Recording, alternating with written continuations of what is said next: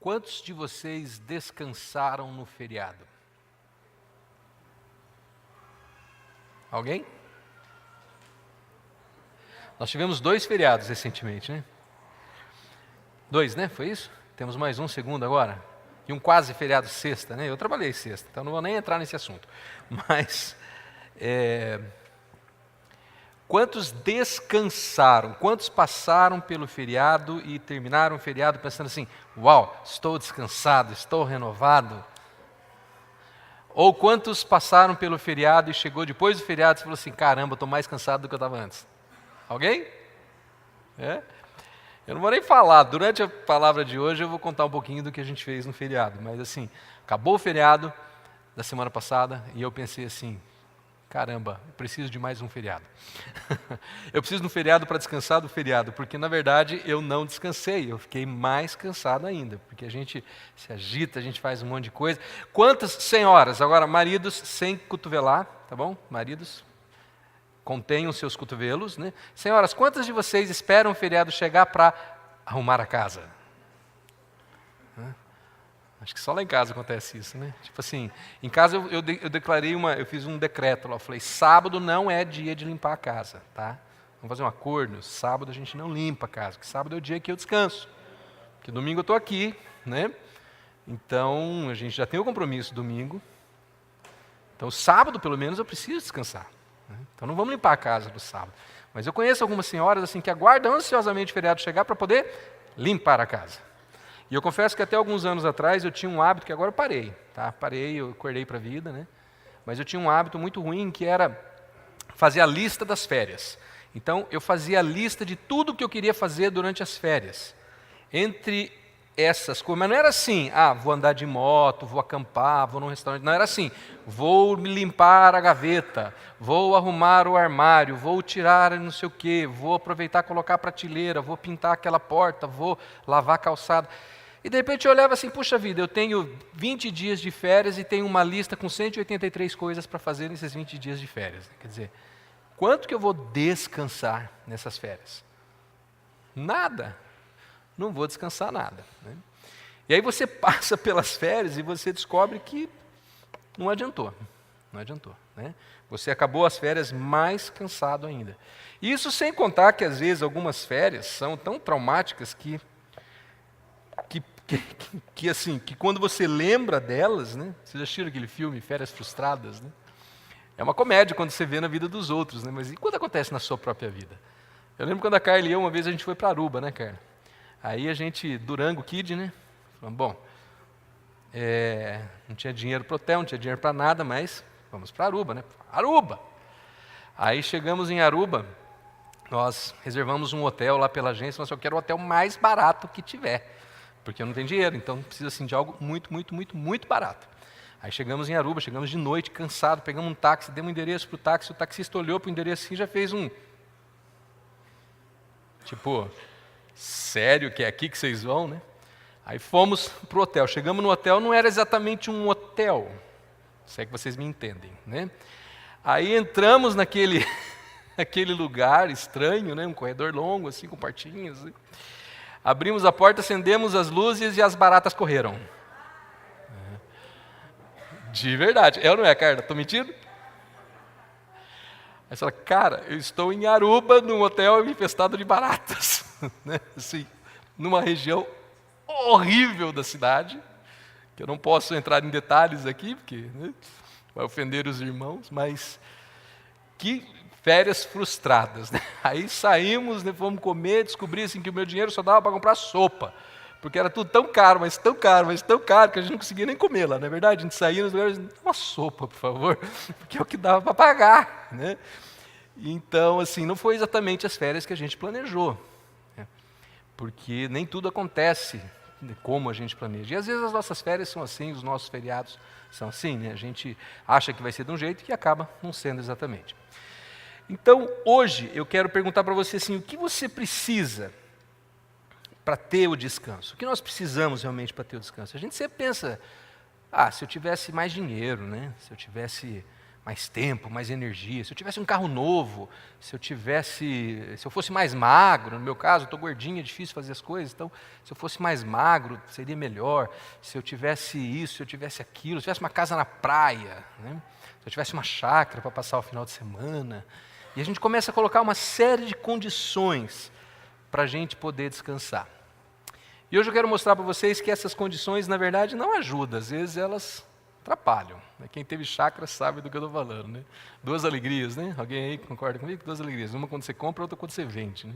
Então, mas a gente coloca condições para conseguirmos descansar. A gente acha que precisamos de uma série de coisas para conseguirmos descansar, quando na verdade nós não precisamos. Nós não precisamos. Então hoje a gente vai ver o que realmente a gente precisa para descansar a nossa alma, para termos aquele descanso que só Deus pode nos dar. Um descanso profundo. Não é necessariamente um descanso físico, talvez o seu corpo continue dolorido, né? Suas juntas continuem doendo, né? ou o seu ombro continue doendo, mas a sua alma vai descansar quando você descobrir como. E é muito simples. Para isso, eu vou usar um texto, vou apelar para um texto que é um verdadeiro resort. Né? É um verdadeiro resort 5 estrelas. Um texto que eu tenho certeza que vocês nunca leram antes, talvez alguns de vocês saibam até de cor, né? Que é o Salmo 23. Com certeza, todo mundo já ouviu esse salmo. Tem casas que a gente vai ter uma Bíblia aberta nesse salmo, né? Pessoal mais antigo, né, Gilmar? Assim, bota aquela Bíblia com figuras, né? Na casa da minha avó tinha isso, né? E bonita ali, aberto no Salmo 23, né? Então, a maioria de vocês já leu esse salmo, alguns sabem de cor, mas eu quero perguntar se você já experimentou esse salmo. Porque todos nós sabemos, é Salmo 23, né? O Senhor é meu pastor e nada me faltará, né? Todo mundo já ouviu. Agora, você já experimentou o que esse salmo diz? Já teve a experiência profunda de tudo que ele diz? É isso que a gente vai fazer aqui hoje. Nós vamos começar hoje e vamos terminar domingo que vem.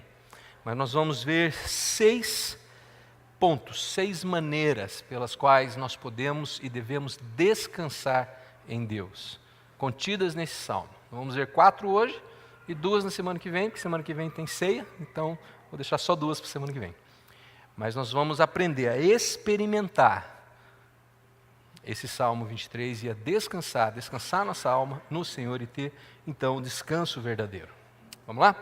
Então, primeiro ponto, primeira verdade, primeira instrução que esse Salmo nos dá. O Senhor é meu pastor e nada me faltará. O Senhor é meu pastor, eu preciso aprender a depender do Senhor.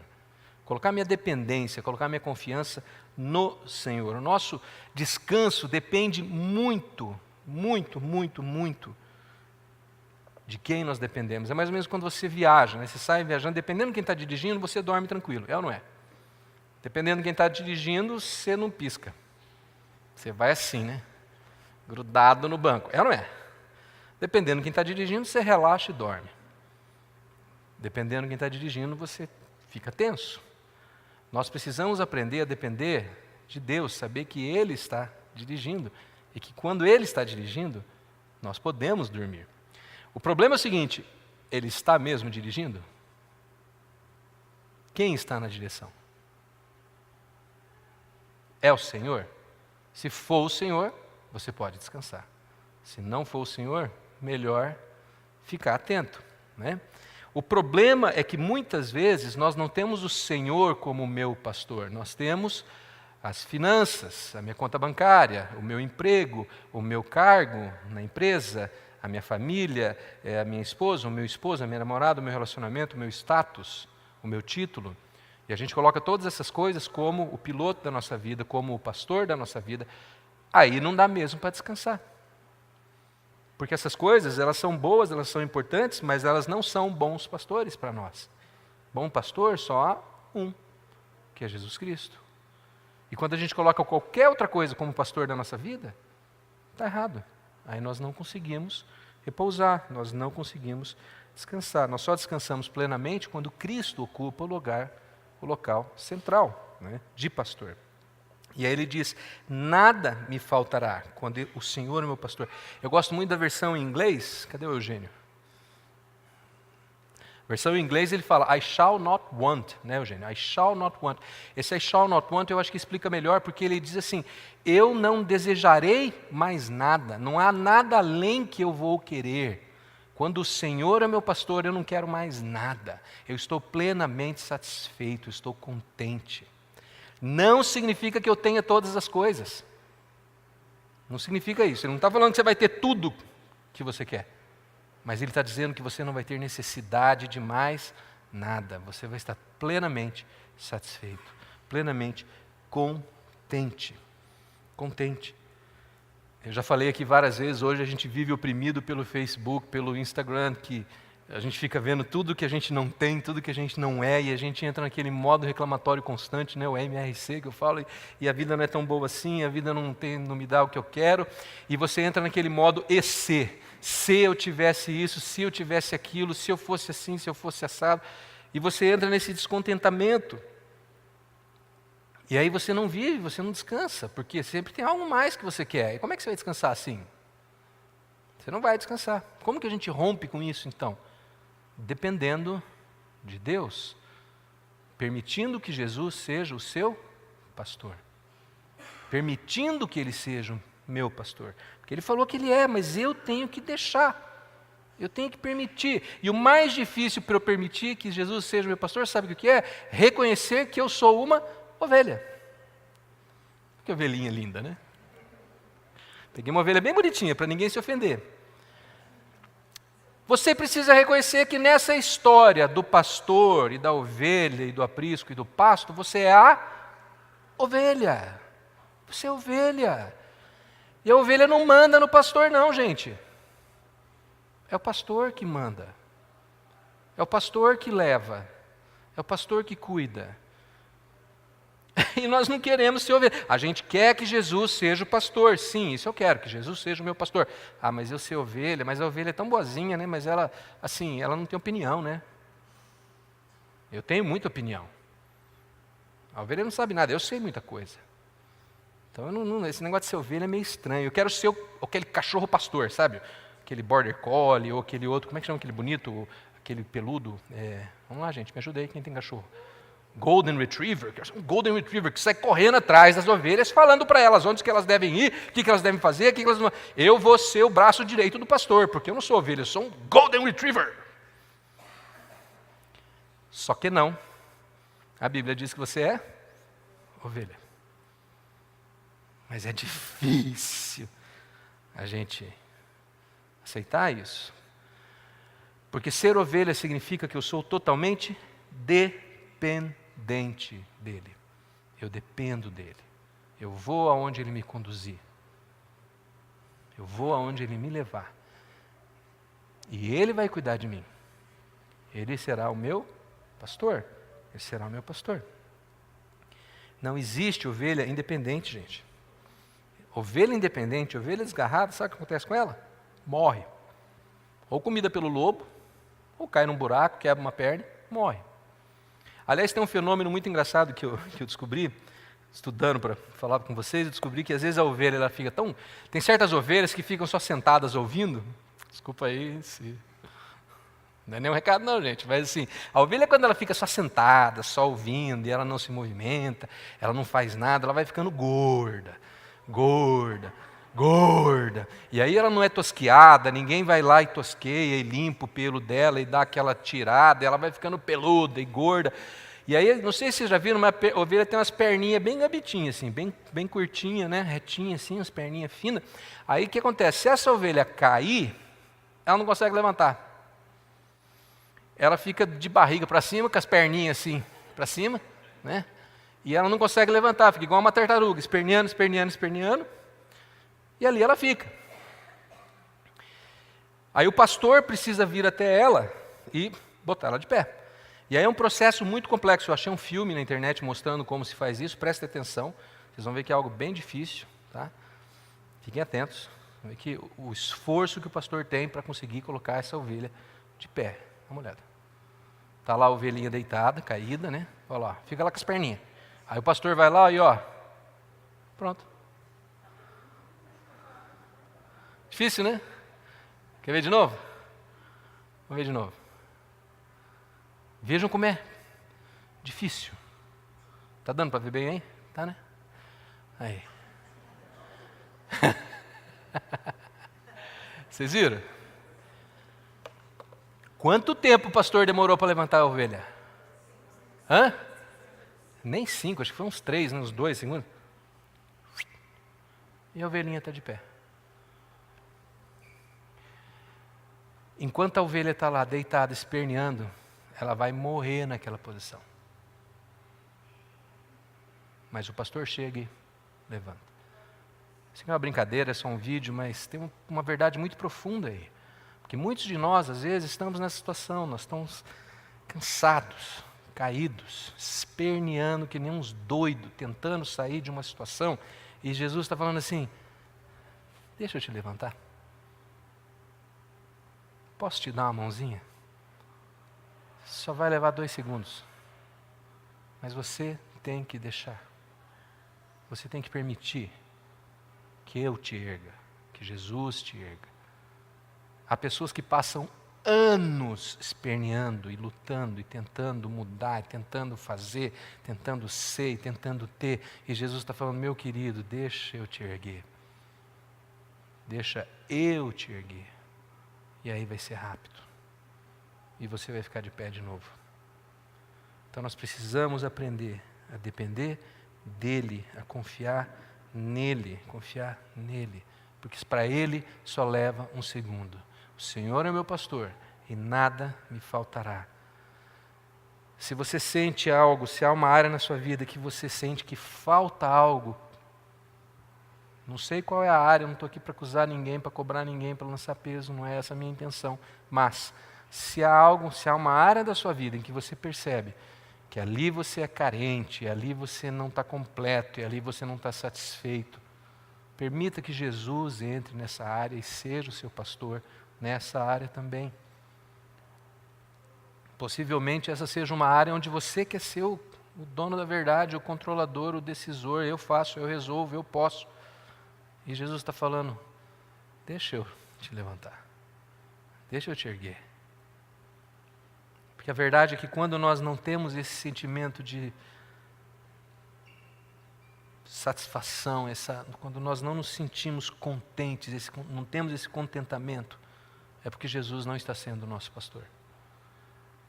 E não é porque Ele não quer, é porque nós não permitimos. Nós é que não permitimos. Tá? Se eu depender de Jesus, se eu entender que Jesus é o meu pastor, e que eu tenho tudo o que eu preciso, eu vou estar satisfeito. Não vou ter tudo, mas eu não vou precisar de tudo. Porque o principal eu já tenho, que é o meu pastor. Eu sei que Ele cuida de mim.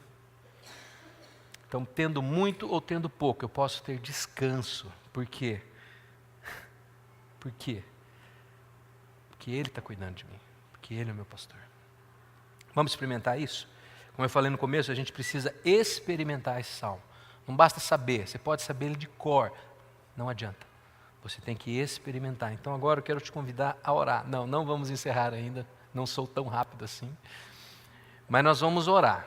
Você vai orar silenciosamente aí onde você está, só abaixa a tua cabeça e pensa qual área da sua vida você tem estado mais angustiado. Que área da sua vida você percebe que não está entregue nas mãos de Deus? Que área da sua vida você percebe que você tenta controlar, mas que não vai, que não dá certo, e isso tira a tua paz, isso tira o teu descanso? Então ora agora para o Senhor e fala, Senhor, eu confesso que eu tenho retido essa área, que eu tenho segurado isso nas minhas mãos, que eu tenho tentado controlar, resolver do meu jeito. Eu confesso a minha arrogância, a minha rebeldia, sei lá, o que você sentir, confesse. E fala para Ele, Senhor, eu entrego essa área nas Tuas mãos, vem ser o pastor da minha vida, em todas as áreas. Assume o controle dessa área.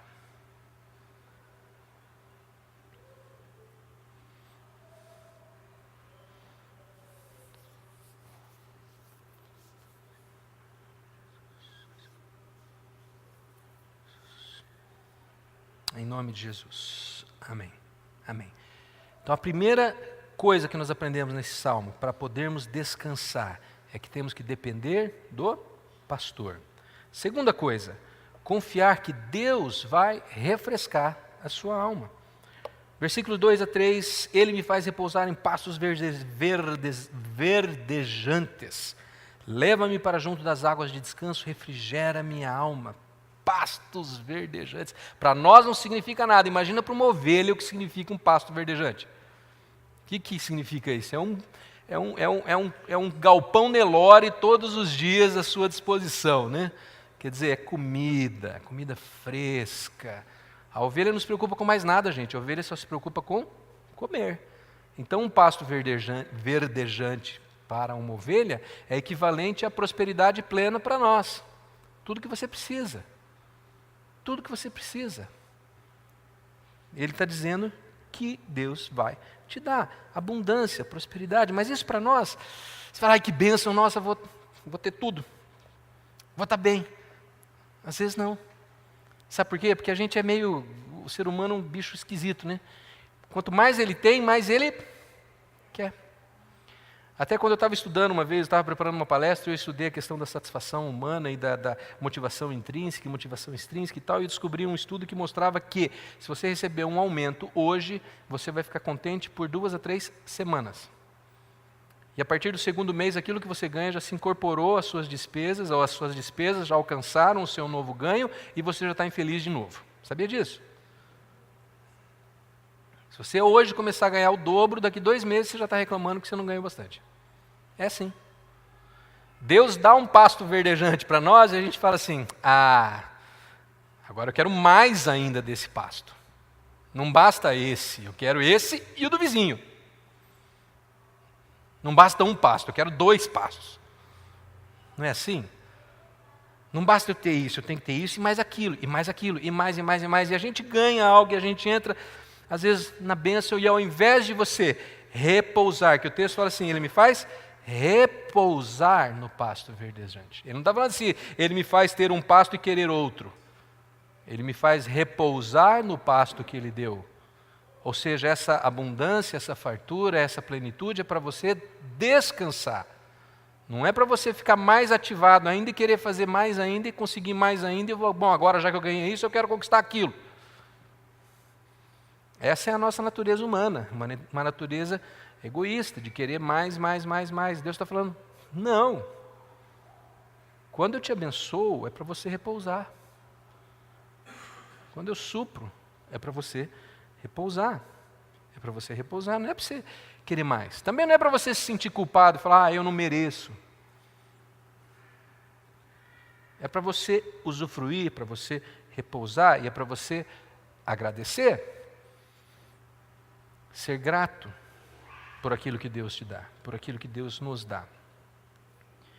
Ele me faz repousar. Repousar significa que eu vou me deitar e usufruir esse momento, usufruir desse lugar. Eu não vou comparar com o que o outro tem, eu não vou reclamar porque eu quero ainda mais, eu só vou usufruir. Usufruir. Às vezes a gente passa por um pasto verdejante, a gente foi viajar semana passada, fomos para Tibagi. E a estrada é a coisa mais linda do mundo. Se você pegar ali e for por cima ainda, for para o Castro, é uma estrada assim, parece que você está na Europa, no Canadá, é um negócio fantástico. Fantástico. Vale a pena fazer a viagem, só pela estrada já vale a pena. Só que tem uma coisa que me frustra muito quando eu faço esse tipo de viagem, que você vai passando aqueles lugares lindos, maravilhosos, a 120 por hora, né? 110, 100, 120, 110. Então você vê assim, nossa, que lugar lindo, olha que lugar lindo, é lindo, lindo, e daqui a pouco tem um caminhão, daqui a pouco tem um não sei o quê, o buraco, e o lugar lindo ficou. Porque você passou por ele a 120 por hora. E outro dia eu falei para o Lincoln, né? Cadê o Lincoln? Está aí, Lincoln? Cadê o japonês? Né, a gente foi para lá de moto, né? E eu falei, cara, eu quero fazer essa viagem de novo, só que parando. Não falei para você? Só que eu quero fazer parando. E quem for comigo, ou vai ter que estar combinado antes e não vai poder me perturbar, ou melhor não ir, eu vou sozinho, porque eu quero ir parando, para curtir o pasto verdejante. Curtir o lugar. O lugar é lindo, é maravilhoso. Não tem nada, mas é lindo. Só que a gente passa 120 por hora. E é isso que o salmista está falando, desacelera. Desacelera. Entra na bênção. Olha o que Deus está colocando na tua vida. Olha o que Deus está fazendo na tua vida. Lembra aquele hino antigo? Conte as bênçãos. Conte as bênçãos, conte quantas são. Né? Recebidas da divina mão. Vem dizê-las todas de uma vez e verá surpreso quanto Deus já fez. É isso que ele está falando. Olha para o que Deus está fazendo. Usufrua. Descansa nisso. Deus está agindo na minha vida. Deus está me suprindo. Eu posso desacelerar. Eu posso sair da quinta marcha. Posso dar uma paradinha. Curtir esse momento. Curtir esse local. Sair dessa pira de que eu tenho que ter mais, eu tenho que fazer mais. E ele completa dizendo, águas de descanso, né? Leva-me para junto das águas de descanso, refrigera a minha alma. A gente foi fazer lá em Itibagi, fomos fazer boia cross. Fizemos rafting e fizemos boia cross. A Carla amarelou e afinou, né? Depois ela pulou na primeira cachoeira, ela falou, não vou mais, está muito gelada essa água. Devia estar uns 3 graus. Estava horrível de lado, mas eu fui, né? Aí as crianças fomos. E aí o boia cross é o seguinte, você senta num pneu de caminhão, né? numa câmara de ar de caminhão, tem uns negocinhos assim para você agarrar, e ora, né? Senhor, recebe minha alma, porque já era, né? E aí você cai naquela corredeira, né? Então tem o rio lá que vai descendo, e aí tem corredeiras, e aí você tenta ficar em cima da boia, né? Aí tinha momentos que chegava assim, que parava as corredeiras, e aí tinha aquela água tranquila. E esse lugar que a gente foi era tudo da areia e pedra, então você olhava assim para baixo, você via o fundo do rio. De verdade, gente, você via o fundo, parecia que você estava numa piscina. Aliás, eu acho que a água era mais limpa que da nossa piscina, porque você via assim, o fundo. Eu falava, nossa. E teve momentos que eu até falei, né, pro Victor e a Luísa, né, eu falei, quero curtir o local aqui. Aí você está no meio do mato, né, com aquela floresta dos dois lados, e você naquele riacho, aquela água tricando de gelada, né, mas cristalina, limpinha, limpinha, limpinha. É uma água assim que Deus quer nos levar. E aí naquele momento, eu falei, nossa, que delícia estar aqui, que lugar legal. Mas vou remar porque tem outra corredeira ali na frente. Aí começava a remar, né, porque eu quero ir para a corredeira, porque na corredeira tem adrenalina. E eu acho que nessa hora Deus olha para nós e fala assim, sério mesmo? Que ao invés de curtir a água tranquila, você vai remar para entrar na corredeira? Ô, ovelha idiota. Né? A gente faz exatamente isso. O Senhor está falando, está aqui a água tranquila, água cristalina. Não, mas eu quero corredeira, porque na corredeira tem adrenalina, tem emoção, lá o negócio ferve. E eu vou fazer força para ficar em cima da boia. Aí tem um monte de cristão fazendo isso. Remando em direção à corredeira. E Deus está falando, a água tranquila está aqui. Bebe dessa água. Descansa.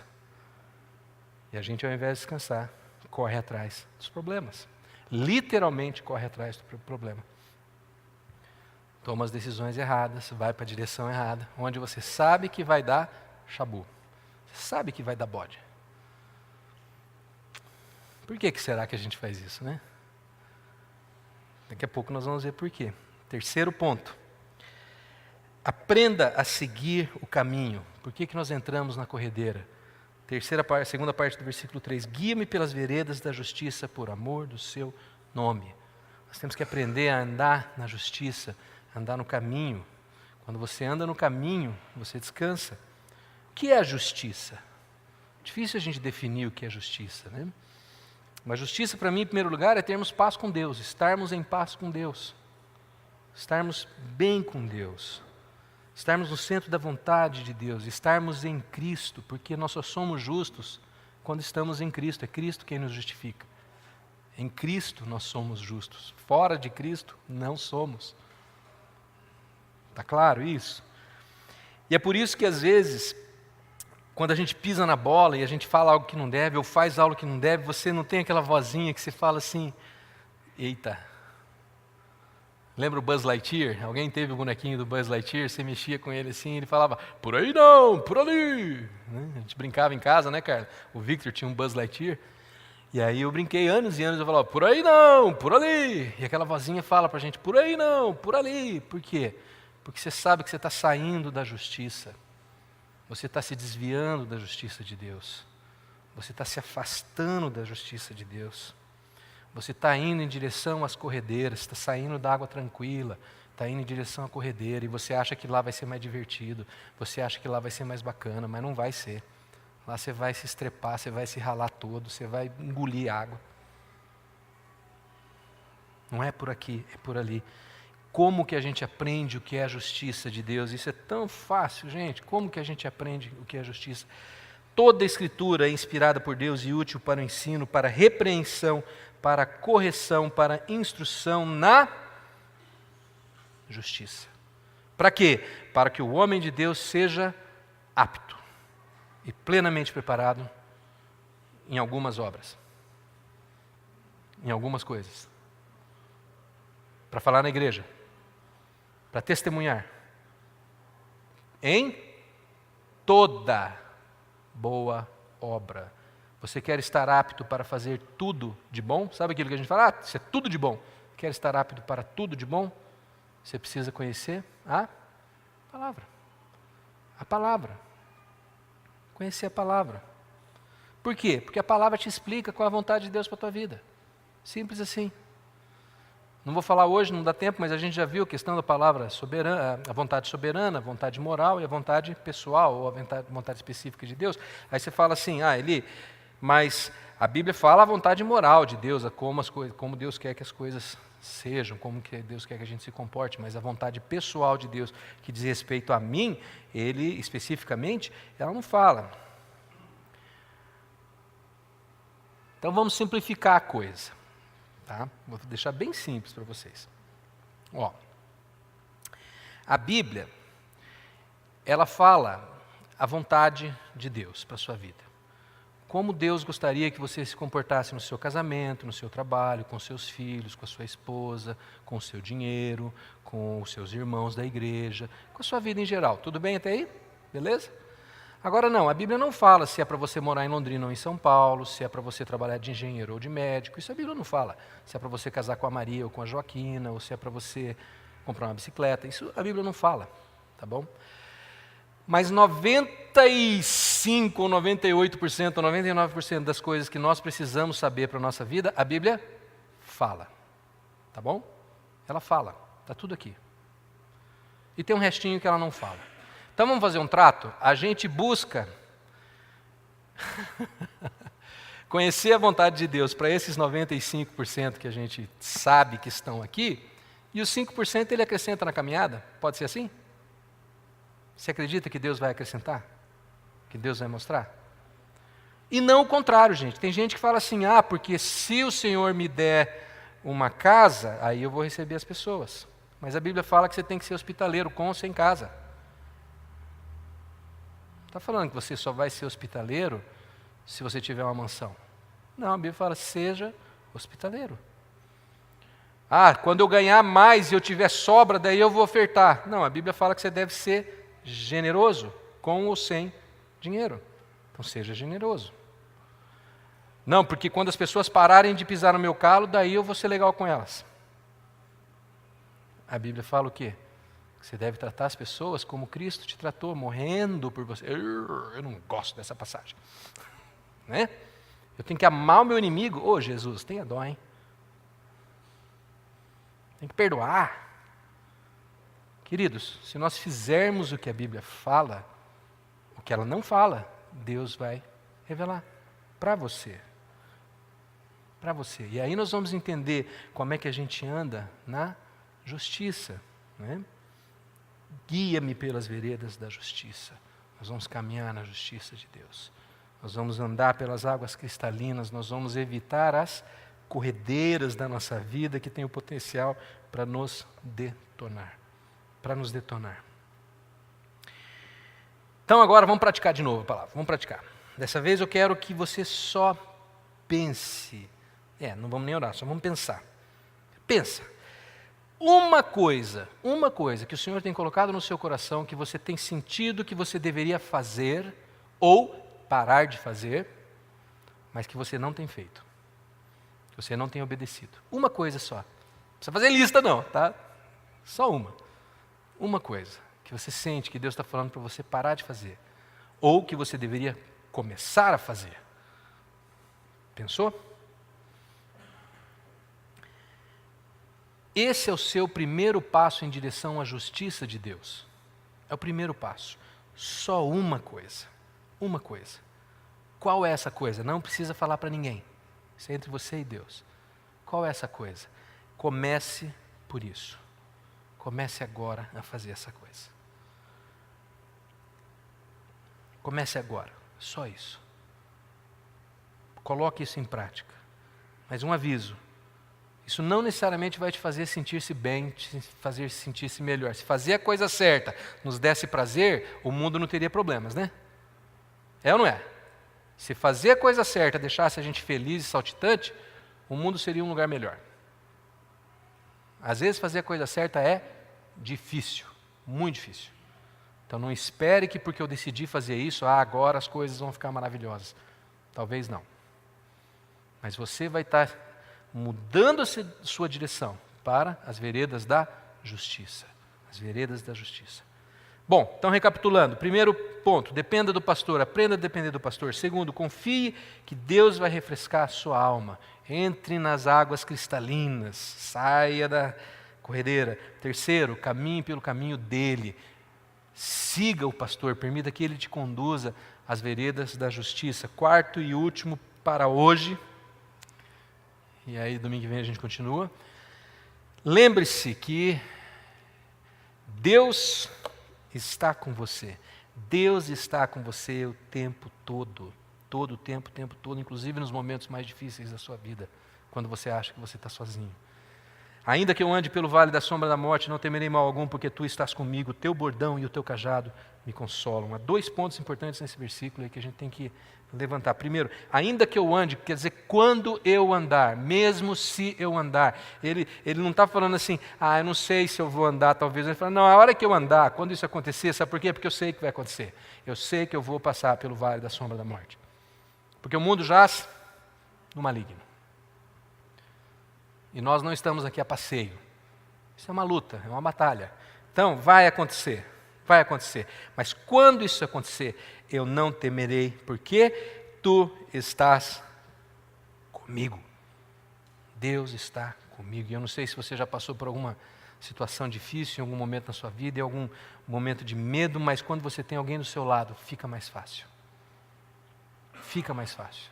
Seja qual for a situação. Você tem alguém do seu lado, fica mais fácil. Você está sozinho, é difícil. Agora você imagina você entrar numa situação sabendo que você não tem apenas alguém do seu lado. Você tem Deus do seu lado, você tem Jesus do seu lado. Então vai ser difícil? Vai, mas Jesus está comigo. Ele está junto. E, segundo ponto, eu serei consolado. Mesmo no vale, mesmo na dificuldade, eu vou ser consolado. Vou ser consolado com duas maneiras. Com o bordão, sabe o que é o bordão? É um porrete.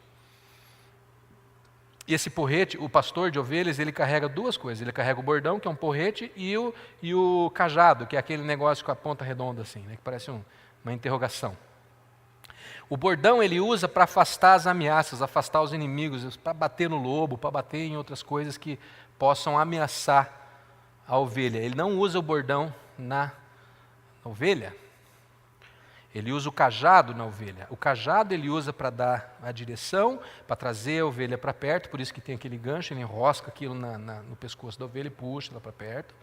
E às vezes ele bate no bumbum dela, assim, ó, por aqui, por aqui, por ali não, por aqui, né? Aquela coisa do Buzz Lightyear. O que ele está falando é o seguinte, que Deus vai me confortar com o bordão, ou seja, quando o inimigo vier, ele vai me proteger do inimigo. Ele vai descer a borracha no inimigo. Se ele é o meu pastor, ele me protege. Mas às vezes ele também vai usar o cajado em mim. Ele vai me disciplinar. Quando eu pisar na bola, quando eu me meter no perigo por minha própria culpa, porque eu escolhi, porque eu remei na direção da corredeira ao invés da água tranquila, ele vai pegar o cajado, vai enroscar no meu pescoço e vai puxar. E vai doer. E vai doer. Mas é para o meu bem. eu serei consolado. E a boa notícia aqui é que mesmo quando a culpa é minha, é consequência do meu egoísmo, da minha desobediência, da minha rebeldia, da minha má decisão, da minha falta de sabedoria, o Senhor está comigo. E Ele atravessa esse vale comigo, o vale da sombra da morte. Ele passa pelo vale comigo. E Ele me consola, e Ele me protege, e Ele me instrui, Ele me puxa para perto. E eu ando ali do ladinho dele. Então eu posso ficar tranquilo. Mesmo quando as coisas estão fervendo, quando parece que tudo vai acabar em desastre, você pode ficar tranquilo. Porque o Senhor está com você. O Senhor está com você. Você pode descansar.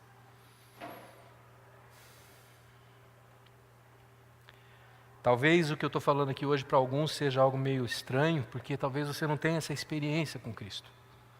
De ter o Senhor como seu Salvador, como seu amigo, seu irmão, seu companheiro, seu tudo. Então hoje eu quero convidar você, se esse é o seu caso, a tomar uma decisão, falar: Senhor, eu quero te conhecer desse jeito aí que esse cara está falando, porque isso para mim é meio estranho.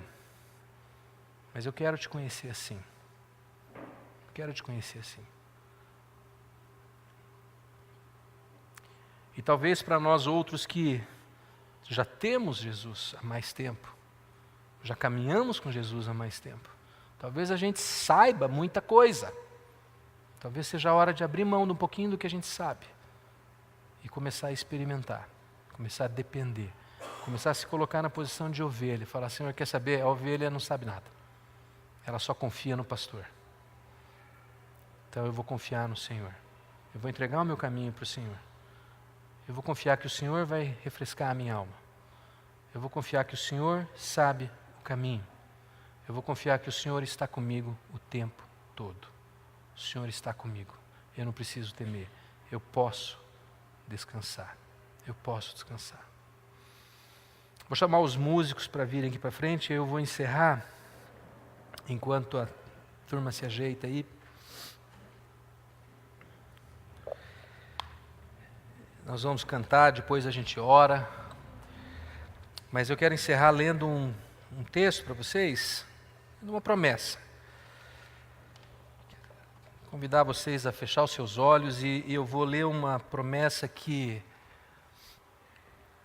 Deus nos fez através do profeta Isaías. É um texto que vocês também já ouviram, já li para vocês outras vezes. Dessa vez eu até peguei uma versão um pouco diferente da Bíblia para que vocês realmente entendam como Deus falando com vocês hoje. Tá?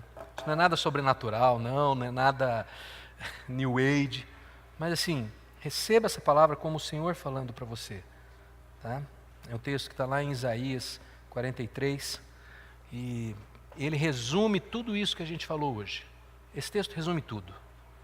E o Senhor, ele fala o seguinte para você e para mim hoje: não tenha medo, eu os redimi. Eu os chamei pelo nome, vocês são meus. Quando estiverem atolados até o pescoço com problemas, eu estarei lá com vocês. Quando estiverem atravessando águas profundas, vocês não se afogarão. Quando estiverem entre a cruz e a espada, não será um beco sem saída, porque eu sou o Eterno, o seu Deus pessoal, o Santo de Israel, o seu Salvador. Eu paguei um preço altíssimo por vocês, todo o Egito, Etiópia e Sebá. Vocês significam muito para mim. Sim, eu os amo tanto assim. Eu entregaria o mundo inteiro para comprar vocês de volta. Eu trocaria a criação inteira só por vocês. É isso que Deus quer que a gente saiba hoje, que seja qual for a situação que nós nos encontrarmos, qual for a luta, qual for o temor, Ele está conosco. Ele pagou o preço para estar conosco, um preço de sangue, da vida do seu próprio Filho. Que mais Ele não faria por nós? Esse é o pastor que nós temos, e esse é um pastor em quem nós podemos confiar, que Ele entregou a vida para nos defender, para nos salvar. Ele entregou tudo por cada um de nós.